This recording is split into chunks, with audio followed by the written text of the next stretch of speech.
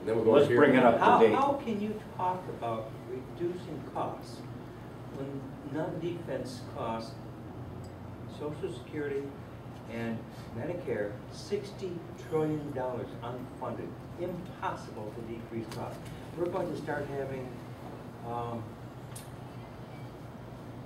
Obama has a commission reporting in December how we are going to reduce costs. Part of the way, we're going to have means testing for Social Security. You make so much money, you get no Social Security.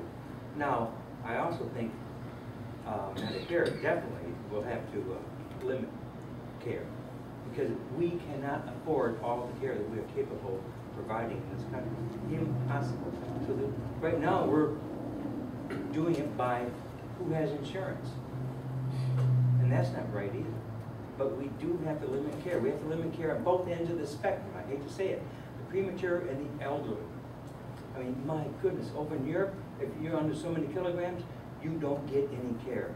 Some of these premature babies will cost millions of dollars and have disabilities the rest of their life.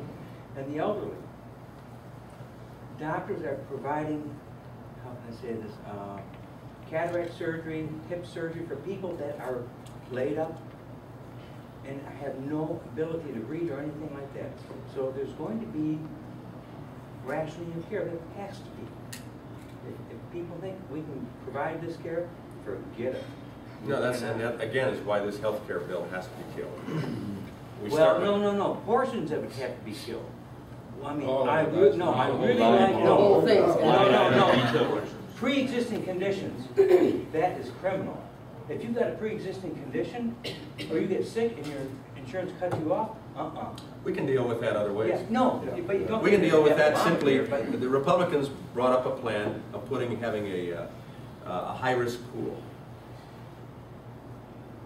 just like we do in Michigan with the high-risk pool for auto insurance, just on a larger scale, kicking in for a high-risk pool to deal with those who have genuine concerns and inability to get pre-risk or pre-existing conditions covered. But if you increase competition with even purchase across state lines, you'll find insurance companies that will deal with those things, because there will be a niche market that they can work from. But right now, when you put regulations that prohibit that type of expansion of numbers, it makes it difficult.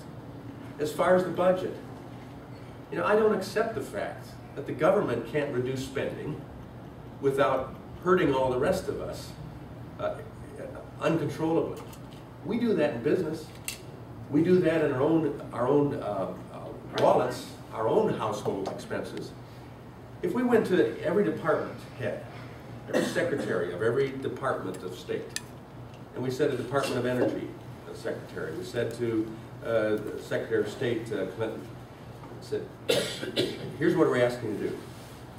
Our public is cutting 10, 15, 20% out of their budgets. Businesses are cutting 25, 35%, small business out of their budgets.